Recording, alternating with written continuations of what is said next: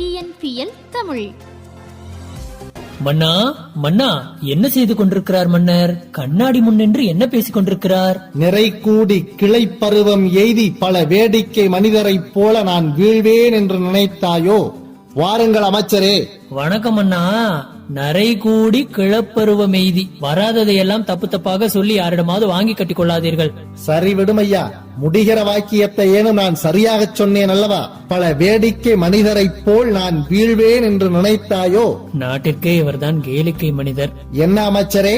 நினைக்கவில்லை மன்னா. சரி, எந்த நாடகத்திற்கு ஒத்திகை பார்த்துக் கொண்டிருக்கிறீர்கள்? நாடகமா?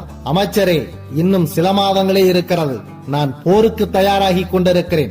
மக்களின் ஆழ் மனதில் நான் சிம்மாசனமிட்டு அமர வேண்டும் என்று உறுதிமொழி எடுத்துக் கொண்டிருக்கிறேன். ஓஹோ, அப்படியா?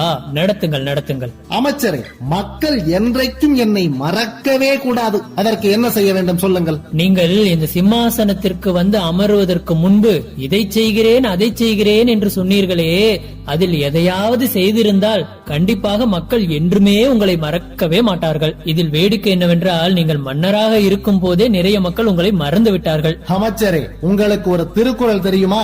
ஒன்றுக்கும் மேற்பட்ட திருக்குறள்களே தெரியும் அண்ணா.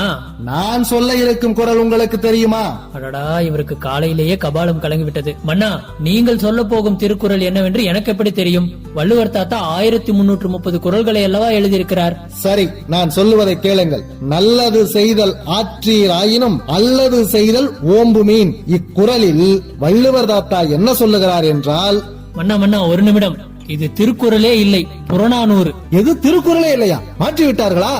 எங்கேயாவது அறிவாளிகள் பேசிக் கொண்டிருப்பதை அரைகுறையாய் கேட்டு வந்துவிட்டு இவரே கண்டுபிடித்தது போல பொருத்தமே இல்லாத ஒன்றோடு பொருத்தி விட்டு பேசிவிடுகிறார். சரி, திருக்குறளோ புறநானூறோ ஏதோ ஒன்று. அதில் என்ன விளக்கம் சொல்லுகிறார்கள் என்றால், மக்களுக்கு நல்லது செய்யாவிட்டாலும் தீமைகள் செய்யாமல் இருக்க வேண்டும் என்று சொல்லுகிறார். அதைத்தான் நான் இத்தனை ஆண்டுகளாக கடைபிடித்துக் கொண்டிருக்கிறேன். இது புரியவில்லையா உமக்கு? புரிகிறது மன்னா. அவர் சொன்னது தனிநபர் வாழ்க்கைக்கு, நீங்கள் இருப்பதோ பொது வாழ்வில். எதையாவது நல்லது செய்வீர்கள் என்ற நம்பிக்கையில் தான் மக்கள் உங்களை இந்த சிம்மாசனத்தில் அமர வைத்திருக்கிறார்கள். மக்களுக்கு நீங்கள் எதுவுமே செய்யவில்லை என்றால் அதுவே அவர்களுக்கு தீமையாய் முடிந்து விடுமே மன்னா. அமைச்சரே, நான் நல்லது செய்ய வேண்டாம் என்றெல்லாம் இல்லை. நல்லதை நாளை செய்யலாம் என்று நாளை நகர்த்தி கொண்டே இருந்தேன். திரும்பி பார்த்தால் ஆட்சி காலமே முடிய போகிறது. ஒருவேளை அதனால்தான் மக்கள் இன்னும் எனக்கு சிலை எழுப்பாமல் இருக்கிறார்களோ? இந்த ஆசை வேறு இருக்கிறதா உங்களுக்கு? மக்களை நீங்கள் வைத்திருக்கும் நிலைக்கு உங்களுக்கு சிலை வேறு வைக்க வேண்டுமாமண்ணா? சரி, நீங்கள் வேண்டுமானால் இப்படி செய்யுங்களேன். எப்படி?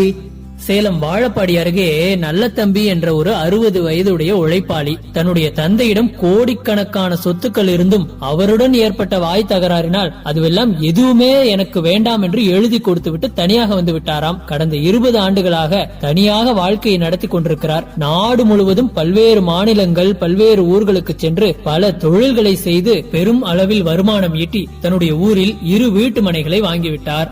வயது 60 நெருங்கிய பிறகு இனிமேலும் ஏன் அலைய வேண்டும் என்று வெளியே செல்வதை தவிர்த்துவிட்டு தான் வாழ்ந்ததற்கு அடையாளமாக தனக்குத்தானே ஒரு சிலையை நிறுவிக் கொண்டார். அதுவும் ஊர் எல்லையில் ஒரு இடத்தை வாங்கி அந்த சிலைக்கு 1 லட்சம் ரூபாய் செலவு செய்திருக்கிறார். அது மட்டும் இல்லாமல் 30,000 ரூபாய் கூடுதல் செலவிட்டு அதற்கு மண்டபமும் அமைத்திருக்கிறார். அடே அப்பா, வித்தியாசமான மனிதராக இருக்கிறாரே. இப்பொழுது அவர் என்ன செய்து கொண்டிருக்கிறார்? குப்பைகளில் இருந்து பழைய பிளாஸ்டிக் பொருட்களை பிரித்தெடுத்து அதிலிருந்து ஏதோ வருமானம் ஈட்டி பிழைப்பை நடத்தி கொண்டிருக்கிறாராம். நீங்களும் இப்படி செய்தால் என்னமண்ணா? என்ன? அதாவது அவரை போல உங்களுக்கு நீங்களே சிலை எழுப்பிக் கொண்டால் என்ன என்று கேட்டேன். இப்போதுதான் என்னுடைய மனக்குழப்பம் தீர்ந்திருக்கிறது அமைச்சரே. எப்படியும் எனக்கு நானே சிலை வைக்க வேண்டும் என்று முடிவாகிவிட்டது. அதை இப்படி செய்தால் என்ன? எப்படி மன்னா? எனக்கு 2 தலைகள் இருப்பதை போல சிலை அமைத்து விடலாம். இருதலை மன்னர் என்று தலைமுறையாய் நம்மை கொண்டாடி கொண்டிருக்கட்டுமே. TNPL தமிழ்.